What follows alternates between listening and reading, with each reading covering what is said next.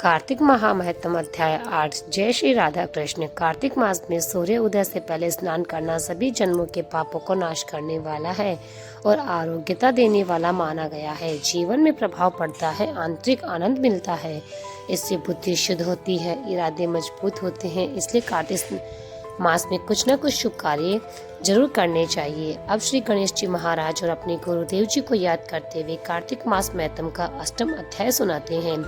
जय गणेश जय गज वंदन कृपा सिंधु भगवान मूषक वाहन दीजिए ज्ञान बुद्धि प्रदान। बोलो गणेश जी महाराज की जय हो।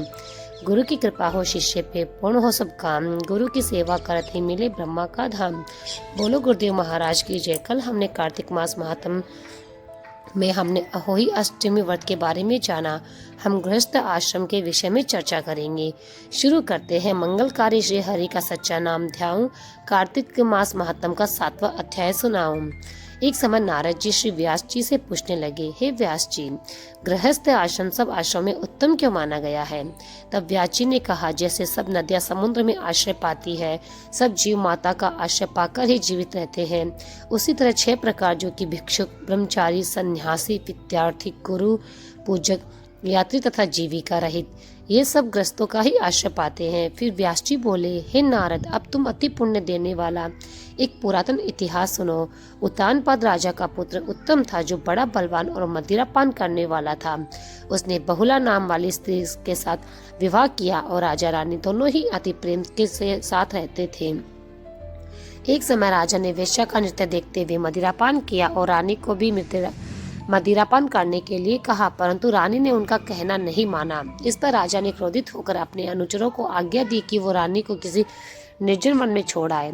सैनिकों ने आज्ञा का पालन किया और रानी को जंगल में छोड़ आए। तत्पश्चात राजा रानी के वियोग में दुखी तो हुआ, मगर उसने दूसरा विवाह नहीं किया और प्रजा का पुत्र के समान पालन करने लगा। एक दिन एक ब्राह्मण राजा के पास आकर कहने लगे, हे राजन, कोई मेरी स्त्री का अपहरण कर ले गया है।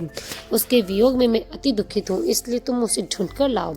राजा कहने लगा कि महाराज, मैं नहीं जानता कि आपकी स्त्री कौन ले गया है और कहाँ पर लेकर गया है, इसलिए मैं आपकी स्त्री को कैसे ढूंढ के ला सकता हूँ। ये सुनकर ब्राह्मण कहने लगा, राजन, छठा भाग लेकर आप प्रजा के रक्षक है। मेरी स्त्री घर में सो रही थी, वहां से उसे कोई हरकत ले गया है।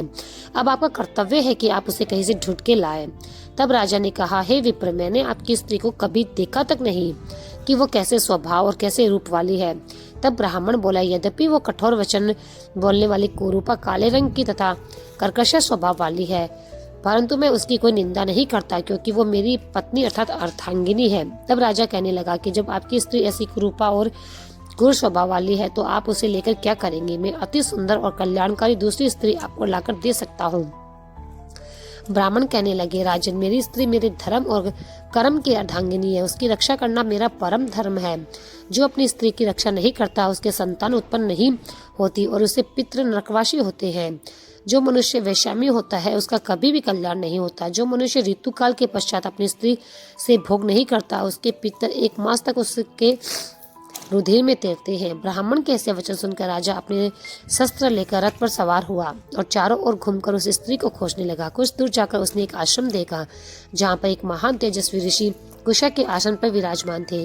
राजा को देखकर भी उस ऋषि ने राजा का कोई आदर सत्कार नहीं किया और बोला, मैं जानता हूँ तुम राजा उतानपाद के पुत्र हो, मगर तुम यहाँ किस कारण आए हो? राजा कहने लगा, हे मुनि, ब्राह्मण के घर से कोई उसकी स्त्री को लेकर गया है।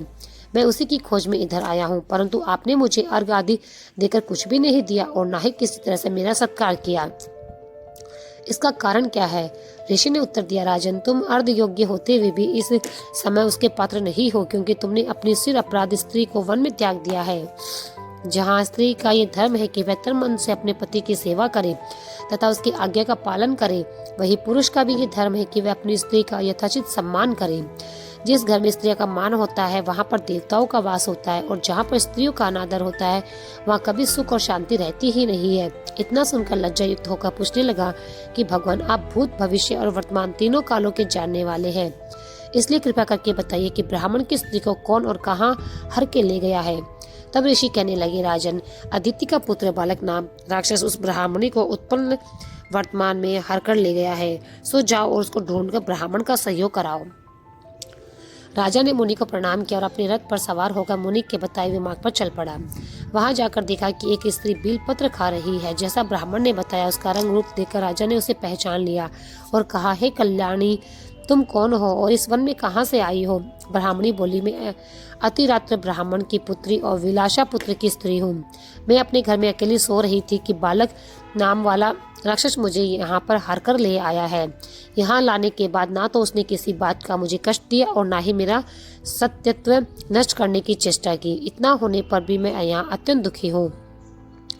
राजा ने कहा, हे ब्राह्मणी, वह राक्षस कहाँ गया है? मुझको तुम्हारे पति ने तुम्हें ढूंढने के लिए भेजा है। ब्राह्मणी ने कहा, वो इस वन में अमुक स्थान पर गया है। तब राजा ने ब्राह्मणी के बताए हुए स्थान पर जाकर राक्षस को देखा। राजा को देखकर राक्षस उसके पैरों में गिर पड़ा और कहने लगा, हे राजन, मुझे क्या आज्ञा है?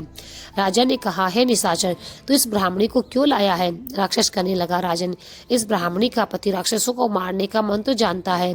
अतः जब हम यज्ञ का अन्न ग्रहण करने के लिए जाते हैं तो वह हमको वहां से भगा देता है, क्योंकि सब यज्ञों का वही आचार्य बनता है। इस कारण उस ब्राह्मण को दुखी करने के लिए मैं उसके क्योंकि बिना स्त्री के पुरुष क्रम का अधिकारी नहीं होता। यह सुनकर राजा ने विचार किया कि ये राक्षस भी हमारी ही निंदा करते हैं। मुनि ने भी हमको अर्घ्य योग्य नहीं समझा। राजा अपने आप में ऐसा विचार कर ही रहा था कि राक्षस कहने लगा, राजन, मैं आपकी प्रत्येक आज्ञा का पालन करूंगा। इतना कहकर हाथ जोड़कर वो खड़ा हो गया। राजा ने कहा, हे निशाचर, तुम इस ब्राह्मणी को इसके घर छोड़ाओ और हम तुम्हें याद करें तब हमारे पास आ जाना। राजा की आज्ञा पाते ही वो राक्षस उस ब्राह्मणी को उसके घर पर छोड़ने चला गया। तब राजा सोचने लगा कि मैंने अपनी निर्दोष पत्नी को घर से निकाल दिया। अब ऐसा कौन सा पुण्य कर्म करूं जिससे ये पाप दूर हो जाए। तब राजा पुनः उन्हीं मुनि के पास गए और उसने अपना कर्तव्य पूछा।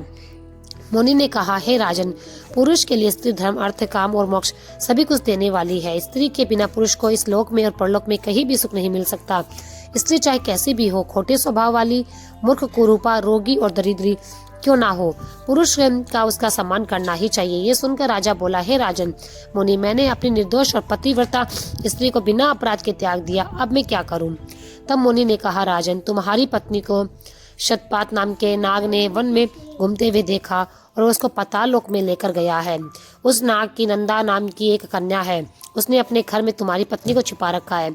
ये सुनकर राजा वहां से अपने घर आया और ब्राह्मण स्त्री सहित अपने घर में देखकर बहुत प्रसन्न हुआ। तत्पश्चात राजा ने बालक नामक वाले उसी राक्षस को याद किया और राक्षस तुरंत ही राजा के सामने उपस्थित हो गया। बालक को देख राजा ने उसे पाताल लोक से अपनी पत्नी को लाने का आदेश दिया। उसके बाद वो राक्षस पाताल लोक चला गया और वहां से राजा की पत्नी को लेकर राजा को सौंप दिया। इसके बाद राजा और रानी बड़े प्रेम से रहने लगे।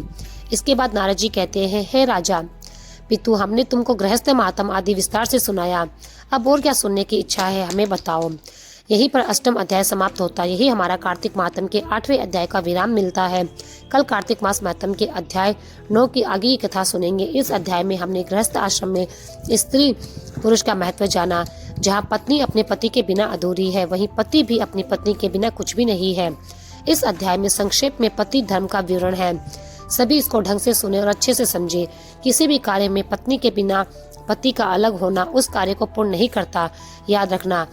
अब अंत में यह तो हो गई गृहस्थ की बातें। अब अंत में आपको एक मोक्ष की बात बताती हूँ, समझो और जीवन में उतार दो। जीवन क्या है? कुछ भी नहीं, ये तो क्षण भंगुर है, अभी है, अगले पल नहीं। मौत को सदा याद रखो और अपने अनमोल जीवन को यूं ही व्यर्थ मत जाने दो।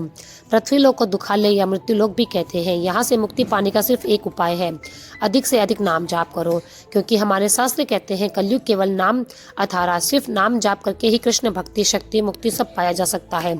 इसलिए प्रेम से, मन से, भाव से हर समय, हर पल, हर सांस में सात नाम जपते रहो। हरे कृष्णा कृष्ण कृष्ण हरे हरे, हरे Ram Ram Hare Hare. Please in videos को अधिक से अधिक लोगों तक शेयर करें। कार्तिक मास के प्रभाव को सबको बताएं और अपने शास्त्रों का ज्यादा से ज्यादा प्रचार करें।